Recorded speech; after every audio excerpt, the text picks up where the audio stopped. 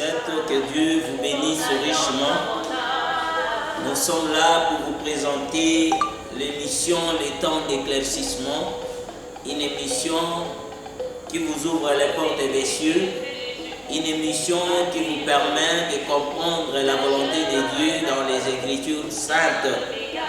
Soyez connectés, invitez les autres, likez, partagez la vidéo,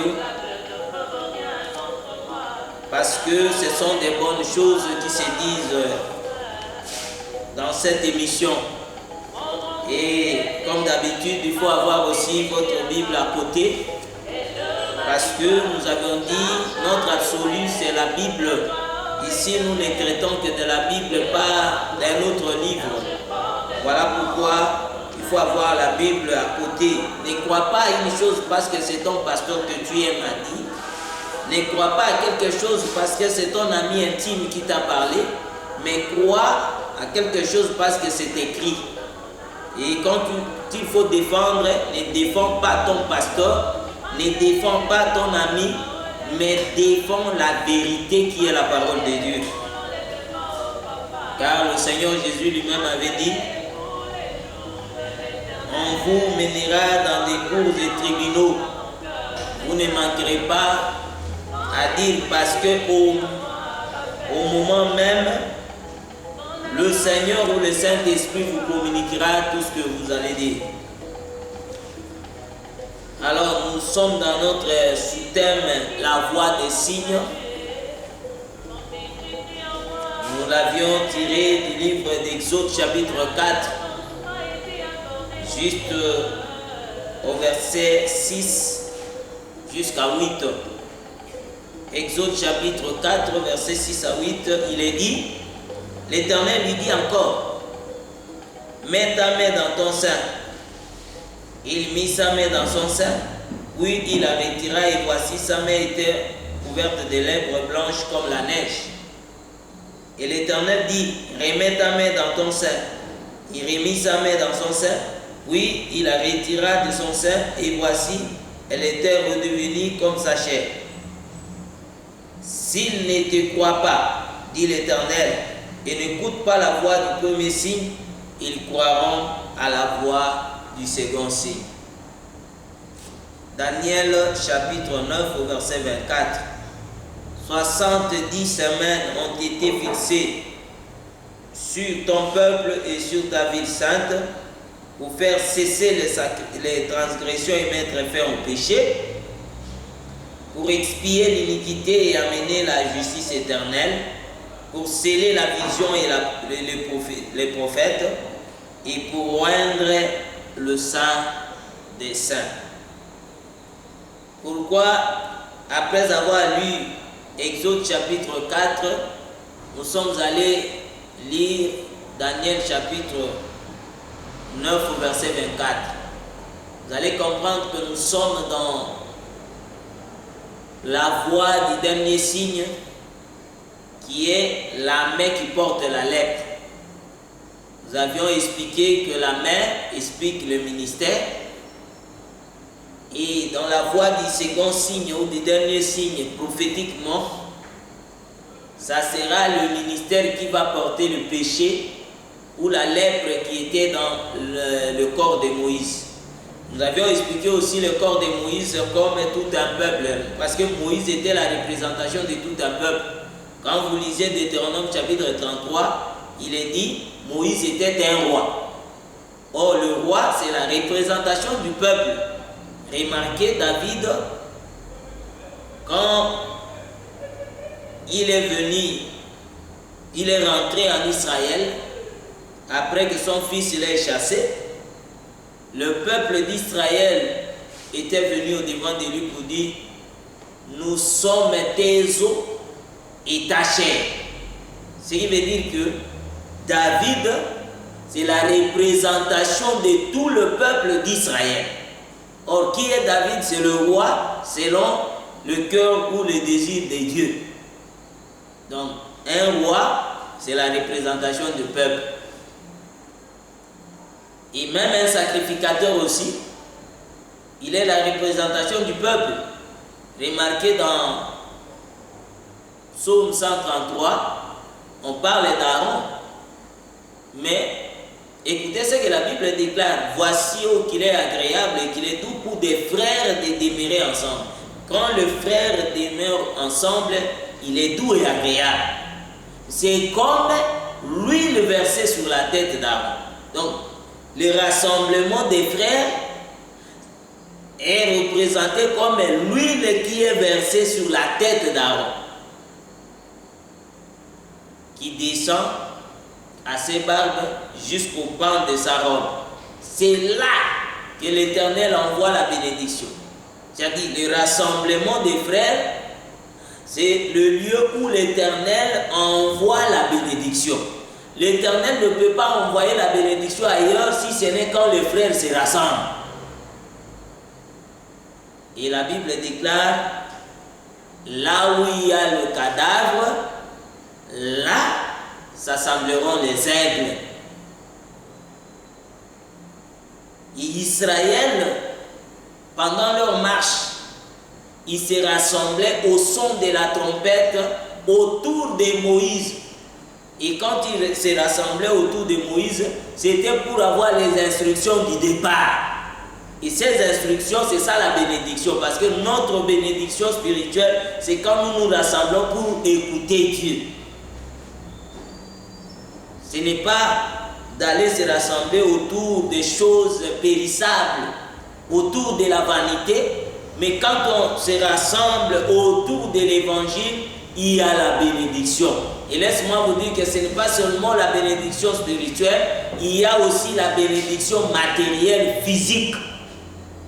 Que Dieu vous bénisse, likez, partagez, mettez le cœur. Donc, Moïse qui représentait tout un peuple, quand il met sa main dans son sein, et on la retira, la main était couverte de la lèpre, blanche comme la neige. Ce qui veut dire que la main est venue enlever la lèpre qui était dans le corps. Nous avions expliqué la lèpre comme étant le péché, l'iniquité. La lèpre. Or, le Seigneur prophétiquement avait prévu parce que à la première venue de Jésus-Christ, Israël n'avait pas cru. Il a rejeté Christ. Il n'a même pas voulu écouter l'évangile parlant de Jésus-Christ. Et laisse-moi vous dire que l'évangile qui sauve, c'est l'évangile qui ne traite que de Jésus seul. Si tu as un évangile qui traite de Jésus et d'une autre personne, il faut savoir que Dieu, d'après la Bible, il est jaloux. Il ne partage pas sa gloire. C'est pourquoi les gens qui se lèvent aujourd'hui pour dire que non, moi je suis tel par rapport à tel verset, ils cherchent à partager la gloire de Dieu et le Seigneur qui est jaloux, il ne les laissera pas vivre en paix. Et ne suivez pas des gens là parce que c'est la porte d'enfer, de la perdition qui s'ouvre. L'évangile qui sauve, c'est l'évangile qui ne traite que de Jésus. L'évangile qui sauve, c'est l'évangile qui ne traite que de celui qui est descendu du ciel, Jésus-Christ seul. C'est pourquoi il est dit dans Luc chapitre 24, la repentance et le pardon des péchés seraient prêchés en son nom. Pas au nom d'un homme, pas au nom d'une femme, pas au nom d'un président, ni d'un prophète, moins encore de quelqu'un qui est sorti ou soit d'un Africain. La repentance et le pardon des péchés seraient prêchés au nom de Jésus-Christ. Voilà pourquoi Pierre, ce jour-là, il s'est levé avec les 11 pour prêcher Jésus. Ce que j'ai aimé dans la prédication de frère Pierre, il n'a pas parlé de son expérience. Il n'a pas parlé de l'expérience de Jacques, moins encore des gens. Mais il n'a fait que présenter Jésus en disant Dieu l'a fait Seigneur. C'est par lui que la repentance et le pardon des péchés doivent être prêchés. Donc l'évangile qui sauve, l'évangile qui délivre, L'évangile qui pardonne, c'est seulement l'évangile qui parle de Jésus, pas d'une autre personne. Et l'évangile qui parle de Jésus, ça s'appelle l'évangile éternel. L'évangile du salut. C'est ça.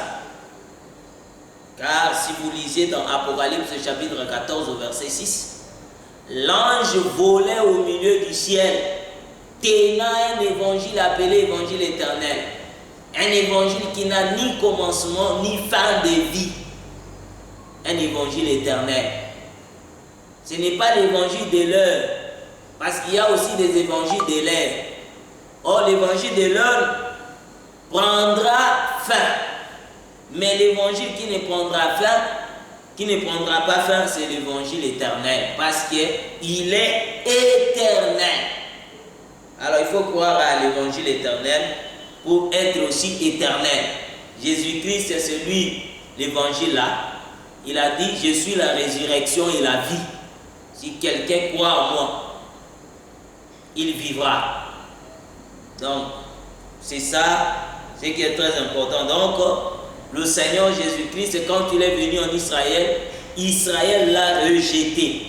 Et quand le frère Paul, le frère Pierre, le frère Étienne prêchaient en Israël, surtout les frères Étienne, la Bible déclare qu'ils se sont bouchés les oreilles pour ne pas écouter ce que le frère Étienne disait.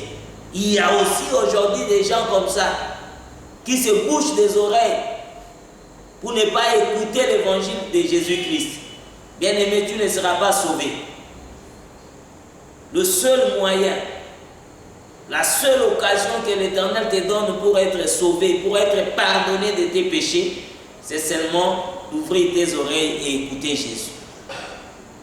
Alors comme Israël avait rejeté Jésus, il n'a pas voulu écouter Jésus, il a gardé son péché. C'est qu'il a gardé sa lèpre. Alors il a fallu que le Seigneur, parce que Dieu a aimé Israël non à cause de ses œuvres. Il a aimé Israël non parce qu'il était nombreux. Il a aimé Israël à cause de leur père, Abraham, Isaac et Jacob. L'amour de Dieu envers Israël jusqu'aujourd'hui, c'est à cause d'Abraham, d'Isaac et de Jacob. Selon Romains chapitre 11, la Bible déclare que Dieu ne se répand pas de ses dons ni de son appel. Cette écriture est prophétique, frère. Dieu ne se répand pas de son appel ni de ses dons. Ne dis pas que non, comme toi tu as cru au Seigneur, même si tu fais le mal, Dieu ne va pas se repentir. La Bible aussi déclare que Dieu se repent. Il a dit, Dieu s'est repenti d'avoir créé l'homme. Mais quand il dit, il ne se repent pas de son appel, il ne se repent pas de ses dons, ni de son appel, là il fait allusion à Abraham. C'est pourquoi Israël aujourd'hui est dans le péché, mais Dieu ne peut pas se repentir, car quand il pense à l'alliance qu'il a traitée avec Abraham, il va le sauver. Mais l'Écriture dit, il a fait qu'Israël soit tombé dans l'endurcissement, afin que la totalité des païens soit entrée. Donc c'est l'Éternel lui-même qui a voulu ainsi. Il a permis qu'Israël tombe dans l'endurcissement de cœur. En d'autres termes, qu'Israël ne croie pas à la venue du Seigneur Jésus-Christ. Et Jean chapitre 1, au verset 12 dit, à tous ceux qui l'ont cru, à tous ceux qui l'ont reçu, il leur a donné le pouvoir de devenir enfants de Dieu, lesquels sont nés non selon la volonté de la chair et du sang, mais la volonté de l'esprit. Donc, Israël aujourd'hui, il est dans le péché. Et le péché d'Israël, parce qu'il n'a pas cru, il n'a pas reçu le Seigneur Jésus-Christ comme son Seigneur et son Sauveur. Il est dans le péché. Voilà pourquoi nous avons dit, le péché d'Israël, c'est la lèpre. Donc aujourd'hui, Israël est lépreux par rapport aux écritures de la Bible qui expliquent la lèpre comme le péché.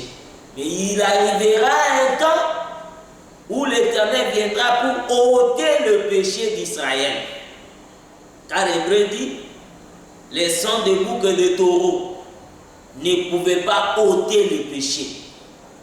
Autrefois, Israël, quand il péchait, il apportait des animaux pour que leur péché soit couvert. Mais il arrivera un temps où ça ne sera plus le sacrifice d'animaux, mais le Seigneur viendra lui-même, selon qu'il est écrit dans Romains chapitre 11, le libérateur viendra de Sion et il détournera de Jacob ses impiétés. Voilà pourquoi, en comprenant toutes ces choses, cela nous a amené dans les livres de Daniel chapitre 9, où on parle du but de 70 semaines de Daniel. Là, on présente que les 70 semaines ont été fixées pour le peuple de Daniel, c'est-à-dire le peuple d'Israël. Pourquoi? Parmi les buts, il y a pour expier l'iniquité et amener la justice éternelle. C'est là où nous sommes. Il y avait toute une fête selon Lévitique chapitre 23. Cette fête était appelée fête des expiations. Ça se célébrait chaque année au 7e mois.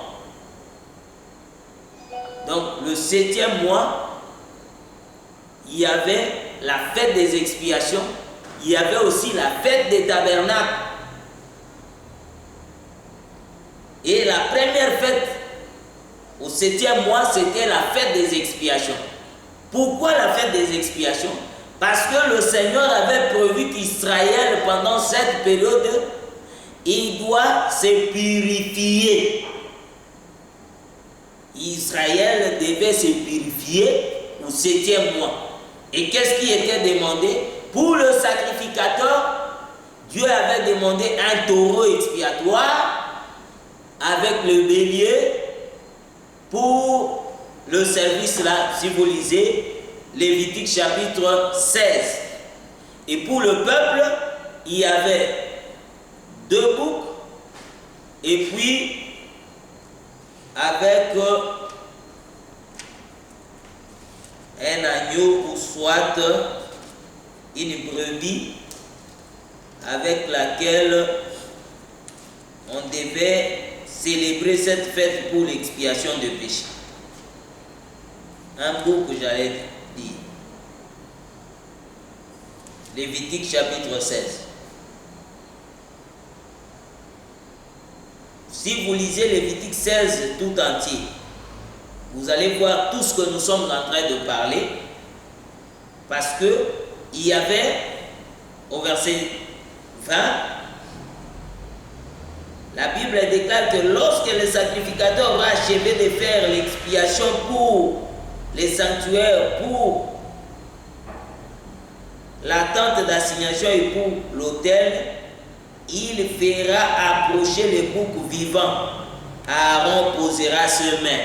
Ça ici, on est en train de présenter les boucs. Mais si vous lisez, en commençant un peu plus haut, vous allez voir que le peuple devait apporter 2 boucs. Il y avait un bouc qui était destiné pour l'Éternel et un autre s'était appelé bouc d'Azazel qui devait expier le péché. Donc le bouc pour l'Éternel, on devait le gorger, prendre les sangs et entrer avec dans les lieux très saints. C'est là où le souverain sacrificateur devait faire l'expiation, cette fois sur l'autel, sur le propitiatoire. Mais le bouc qui était resté vivant, le sacrificateur devait poser les mains sur ce bouc, confesser maintenant le péché du peuple. C'est que le bouc devait prendre le péché du peuple et aller avec loin. Donc on confessait le péché sur le bouc, un animal. Bien aimé, ça c'est le langage de Dieu. Un animal, alors le sacrificateur vient, il confesse. Est-ce que l'animal écoute le langage des hommes? Oui, les animaux, tu peux dire que non, les animaux domestiques sont capables d'écouter. Ils peuvent écouter, oui. Mais est-ce que l'animal est capable de porter le péché de l'homme? Ça, c'est impossible. Mais ici, l'animal écoute d'abord la confession et il accepte de prendre le péché du peuple. Et la Bible déclare, après avoir confessé comme ça, on devait prendre cet animal et le lâcher dans le désert, loin du peuple. Voilà pourquoi le nom bouc d'Azazel. Et selon Psaume 103, au verset 12, Psaume 103, verset 12, il est dit, dans tout ça, nous sommes en train de vous montrer comment le Seigneur a disposé ces choses dans la Bible. Il ne faut pas dire que non, il y a d'autres versets dans la Bible, comme il y a un prédicateur qui avait dit, d'autres versets sont dans la Bible seulement pour compléter. Il n'y a pas de versets qui viennent compléter la Bible. Tout ce qui est écrit, c'est pour notre instruction, c'est pour nous convaincre, c'est pour nous enseigner et c'est pour nous corriger. Alors, je suis dans le psaume 103 au verset 12. Il est dit, autant l'Orient est éloigné de l'Occident, autant l'Éternel expie loin de nous nos transgressions. Qui expie loin de nous? C'est l'Éternel. Maintenant, remarquez dans Lévitique 16, c'est le bouc d'Azazel qui prend le péché pour aller avec loin. Mais le psalamiste ici, David, lui quand il chante, il ne voit pas le bouc, mais il voit l'Éternel. C'est que le bouc était le symbolisme. Le bouc était l'image de celui qui devait venir pour prendre nos péchés. C'est pourquoi le Seigneur Jésus-Christ, en venant dans le monde, qu'est-ce qu'il va dire? Venez à moi, vous tous qui êtes chargés et fatigués, je vous donnerai du repos. Déchargez-vous sur lui de tous vos soucis. Vous voyez? Donc le fait que le sacrificateur posait les mains sur l'animal, donc il déchargeait le souci du peuple sur l'animal et l'animal devait prendre cela et aller avec loin du peuple. C'est ça Christ. Donc cet animal représentait ou symbolisait Christ et Jésus-Christ, Jésus qui va venir pour expier nos iniquités. Raison pour laquelle quand il est venu marchant dans les rues de Jérusalem et autres, il pardonnait le péché. Et qu'est-ce que le peuple disait? Qui est cet homme qui pardonne même le péché? Parce que selon le frère David, c'est l'Éternel qui expie loin de nous nos transgressions. Maintenant, un homme est venu, né d'une femme, grandi à Nazareth, il commence à pardonner le péché des gens. Et il se posait des questions. Qui est cet homme qui pardonne même le péché? Bien aimé, c'est Jésus-Christ seul qui est capable de te pardonner. Et si tu as besoin d'être pardonné, viens à Jésus. Crois au Seigneur Jésus-Christ, tes péchés seront pardonnés. Qui est cet homme qui pardonne même le péché? Ce qui veut dire que Jésus, en venant sur la terre, l'objectif était que le peuple soit pardonné. Voilà pourquoi il devait porter le péché. Selon Ésaïe, il dit le châtiment qui nous donne la paix était tombé sur lui. C'est que Jésus-Christ était venu pour prendre notre châtiment. C'est lui qui est présenté comme le bouc d'Azazel. Et selon Jean chapitre 20, il va dire, comme le Père m'a envoyé, moi aussi je vous envoie. Aujourd'hui dans l'église, c'est Jésus-Christ au travers le ministre de la parole qui pardonne le péché. De la même manière, après l'enlèvement de l'église, pour toucher à ce que nous sommes en train de parler sur la main qui porte la lèpre, après l'enlèvement de l'église, le ministère qui pardonne le péché aujourd'hui, qui est considéré comme le bouc d'Azazel, retournera en Israël. Et cette fois-là, on va parler de deux témoins qui vont travailler en Israël. Le premier travail, c'est rassembler Israël des quatre vents de la terre ou les quatre vents des cieux. Les quatre vents des cieux représentent les puissances mondiales, les puissances de ce monde, parce que nous croyons qu'Israël aujourd'hui est éparpillé. Il est sous la domination de l'Amérique.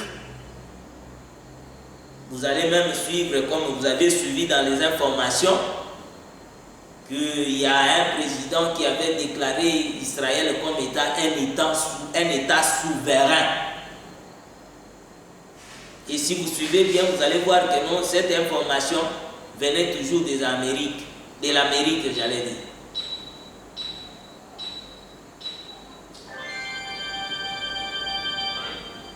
Que Dieu vous bénisse, likez, partagez la vidéo, mes bien-aimés, pour que celle-ci ne s'interrompe pas. Donc aujourd'hui, comme autrefois, Israël était sous la domination des puissances étrangères, et aujourd'hui aussi, il est sous cette puissance-là, sous la domination de cette puissance. Mais il arrivera un temps, c'est pendant que les deux témoins seront là, ils vont rassembler Israël des quatre vents de la terre, c'est-à-dire récupérer Israël de partout où il était parti pour venir et accomplir Osée chapitre 2, à partir du verset 16, où il est écrit, disons ça, Osée chapitre 2, le livre de Osée chapitre 2,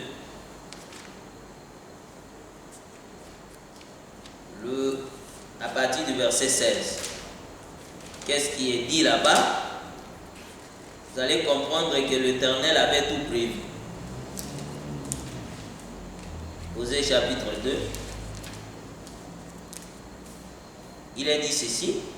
C'est pourquoi voici, je vais l'attirer et la conduire au désert. Et je parlerai à son cœur.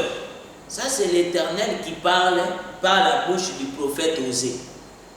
Voici, je veux l'attirer et la conduire au désert et je parlerai à son cœur. Autrefois, l'Éternel n'a pas parlé au cœur d'Israël. Il a écrit sa loi sur des tables de pierre. Il a remis à Moïse. Et Moïse lisait ce qui était écrit sur les deux tables de pierre. Mais il arrivera un temps où l'Éternel ne va plus utiliser les deux tables de pierre, mais il va parler à leur cœur. C'est là où nous présentons Apocalypse chapitre 11 à partir du verset 3. Donc le travail que fera les deux témoins, c'est premièrement pour attirer Israël, c'est-à-dire que le rassembler dans un lieu précis, là où il va leur parler. Mais il va leur parler par les deux témoins. Leur travail sera quoi?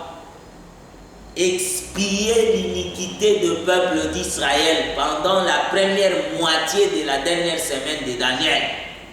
Parce que la semaine est divisée en deux, il y a une partie qui est consacrée au peuple d'Israël, et pendant ce temps-là, ce sont les deux témoins qui vont prêcher avec l'esprit d'Élie en Israël.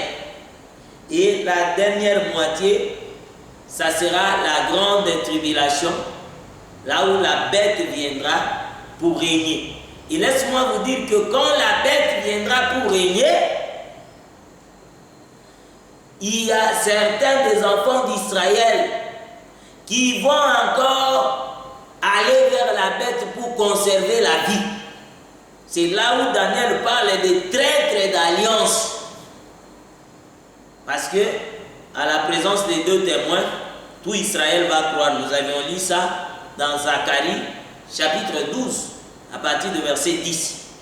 Israël va croire, mais après la mort des deux oins, lorsque la grande tribulation viendra, il y a certains des enfants d'Israël, donc le reste des enfants d'Israël,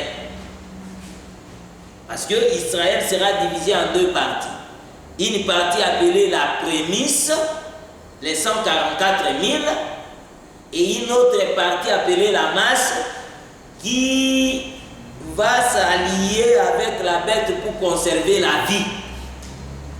C'est-à-dire, ils vont trahir l'alliance. Maintenant, le Seigneur, quand il viendra dans l'Apocalypse chapitre 10, vous allez voir, si vous lisez, qu'au-dessus de sa tête, il y aura l'arc-en-ciel. Or, l'arc-en-ciel, c'est le signe de l'alliance. C'est que pendant qu'il va juger les nations, il va aussi conclure une alliance avec son peuple, le peuple d'Israël, le reste. Je prends un témoignage plus proche. Vous allez voir que Jean-Baptiste est venu, il prêchait l'évangile. Ce n'est pas tout le monde qui avait cru à l'évangile de Jean-Baptiste. Pendant qu'il était là en train de prêcher, le Seigneur Jésus aussi entraînait des foules. Et il y a des gens qui ont dit à Jean-Baptiste, non, l'homme que tu viens de baptiser, il entraîne des foules plus que toi. J'ai aimé la réponse de notre frère. Qu'est-ce qu'il a dit? L'ami de l'époux est content de voir l'époux avec l'épouse ensemble. C'est que Jean s'est présenté comme l'ami de l'époux. Et l'époux, c'est Jésus-Christ. Donc ceux qui n'avaient pas cru pendant que Jean-Baptiste prêchait, ils ont cru pendant que Jésus était en train de prêcher. Donc c'est ça qui témoigne que les gens croiront pendant 3 ans et demi au message de 2 témoins, mais après leur mort, certains vont encore tourner le dos contre ce message pour conserver leur vie, parce que la grande tribulation, quand la bête viendra, son grand travail sera que personne ne va lui résister. Donc il sera le maître de toute la terre. Si tu veux vivre, il faut croire à son enseignement. Je profite de l'occasion pour ouvrir une parenthèse. La Covid ou le coronavirus n'est pas la grande tribulation. C'est une maladie qui est venue, frère. C'est une pandémie qui est venue dans le monde et ce n'est pas la première fois.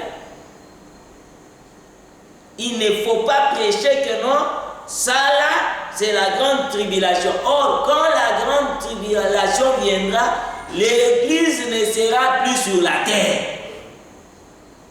Ça, c'est l'élément clé. La Bible est là, il faut prêcher la Bible. Arrêtez avec des circonstances du monde pour prêcher que non, c'est la fin du monde. La fin a commencé il y a bien longtemps.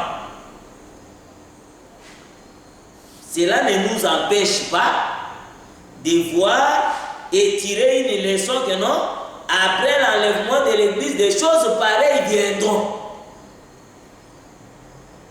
Mais nous ne pouvons pas dire que non, bon, vous voyez, ça c'est vraiment la chose qu'il faut. Donc ce que le Seigneur avait prévu, c'est ce qui s'accomplit. Il y a dans les 1800 où on a parlé de grippe aviaire, de grippe espagnole, les gens aussi mouraient.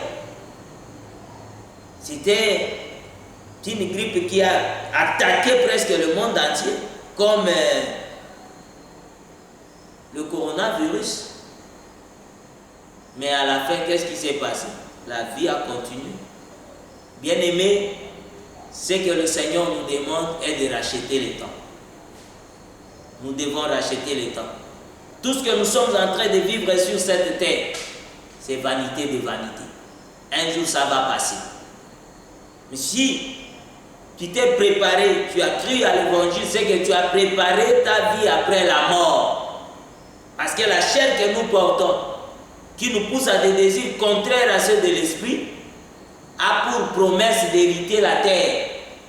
Il est écrit, tu es poussière, tu retourneras à la poussière.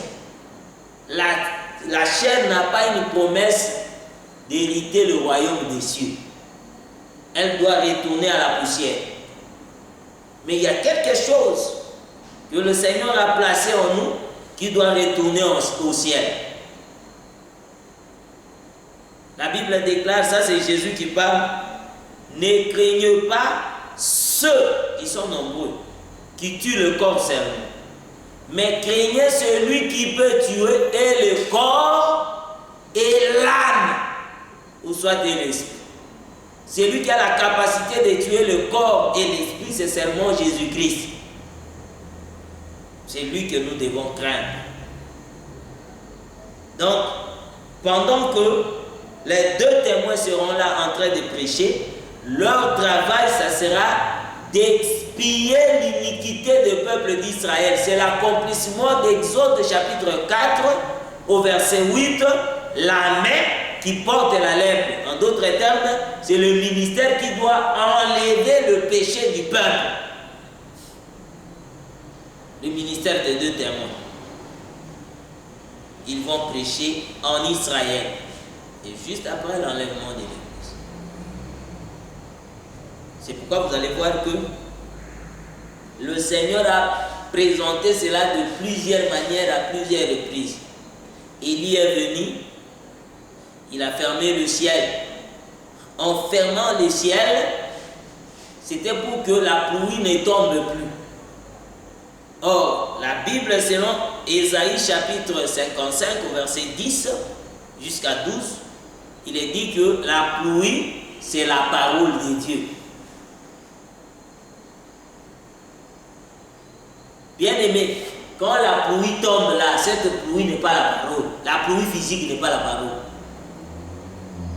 Mais le Seigneur, quand il prend le langage de la pluie, c'est pour expliquer sa parole. Parce que quand la pluie tombe, elle ne peut pas retourner sans toutefois germer la terre. Je ne suis pas en train d'inventer. J'ai dit ce que la Bible me commande de dire. Ésaïe 55. Il est dit, comme la pluie et la neige descendent des cieux et n'y retournent pas sans avoir arrosé, fécondé la terre et fait germer les plantes, sans avoir donné de la sémence au semeur et du pain à celui qui mange, ainsi en est-il de ma parole qui sort de ma bouche. La pluie tombe des cieux et on compare cette pluie qui tombe des cieux comme étant la parole. Et les cieux ici sont considérés comme la bouche de l'Éternel. Ainsi en est-il de ma parole qui sort de ma bouche. La pluie sort des cieux, mais la parole sort de la bouche de l'Éternel. Elle ne retourne point à moi sans effet, sans avoir exécuté ma volonté et accompli mes desseins. Donc, la pluie est comparée à la parole de l'Éternel pour exécuter ou accomplir sa volonté. Et Élie est venu, il a arrêté, il a fermé le ciel pour que la pluie ne tombe pas. C'est pourquoi il y a quelque part, je crois, dans Amos, où la Bible déclare que je vous enverrai la famine. Mais ça ne sera pas la famine de la nourriture, ça sera la famine de la parole. Donc aujourd'hui, Israël est dans cette famine-là. Il n'a pas la parole. Écoutez ce que Israël est en train de vivre aujourd'hui dans Lamentation chapitre 5. Tout ça pour t'amener à comprendre que la présence des deux témoins, c'est pour renouveler toutes ces choses. Lamentation chapitre 5. Écoutez ce qu'Israël est devenu aujourd'hui. Le Seigneur l'avait déjà prophétisé il y a bien longtemps. Verset 1er, je descends jusqu'au verset 5e. Il est dit, souviens-toi, Éternel, de ce qui nous est arrivé. Regarde, vois notre propre. Notre héritage a passé à des étrangers. L'héritage en question, c'est la parole. l'héritage d'Israël. Je vais continuer la lecture, mais je vais vous présenter l'héritage du peuple d'Israël. Deutéronome chapitre 33. L'héritage d'Israël. La loi est présentée comme l'héritage des enfants d'Israël. Dieu a tout prévu dans la Bible, frère. N'allez pas chercher ailleurs. C'est pourquoi je vous exhorte, vous qui aimez toujours des petits livres, il faut consulter la Bible.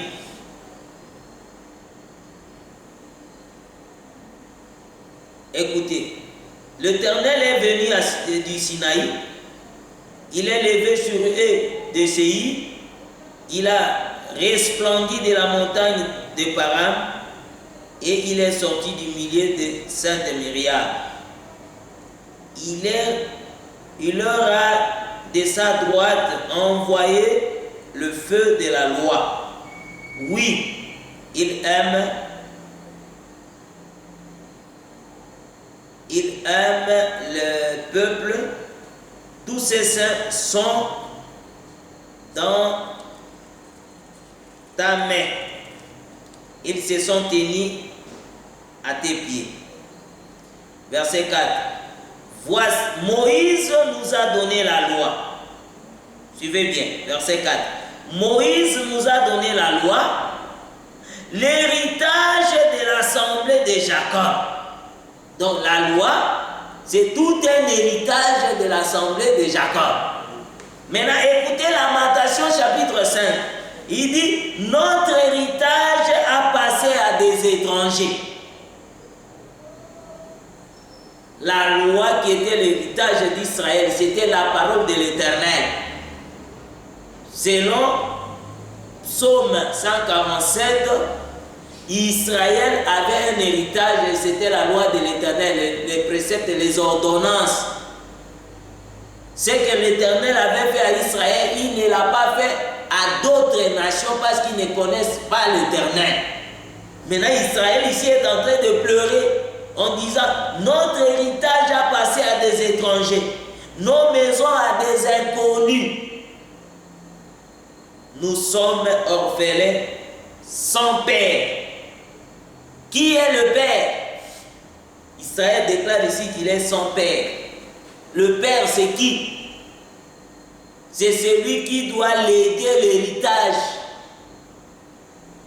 Laisse-moi vous dire que le père d'Israël, c'est Jésus-Christ. Parce qu'il est écrit dans les livres des Jean. Ça, c'est le Seigneur Jésus lui-même qui dit, je ne vous laisserai point orphelins. Or, celui qui ne laisse pas, ou celui qui laisse les enfants orphelins, c'est le Père. Je ne vous laisserai point orphelins. Je vous enverrai le consolateur. Donc, Jésus-Christ, c'est le Père. Mais Israël n'avait pas compris qu'il était leur Père. Mais, le frère Jérémie l'avait déjà prophétisé. Nos mères sont des veuves. Nous buvons notre eau à prix d'argent. Nous payons notre bois. Nous sommes poursuivis le jour sur le coup. Nous sommes épuisés. Nous n'avons point de repos. Ça, c'est la prophétie qui s'accomplit aujourd'hui en Israël. Il est dans ça. L'héritage d'Israël, c'est l'évangile que nous avons. Car il est dit, le salut vient des Juifs. Et comme Israël n'avait pas reçu, n'avait pas cru, l'évangile est venu vers nous les nations. Nous devons profiter parce que c'est notre temps aujourd'hui. Et il arrivera un temps où cet évangile retournera en Israël. Et cependant, ce temps-là, on va parler de l'enlèvement de l'Église. Bien-aimés dans le Seigneur,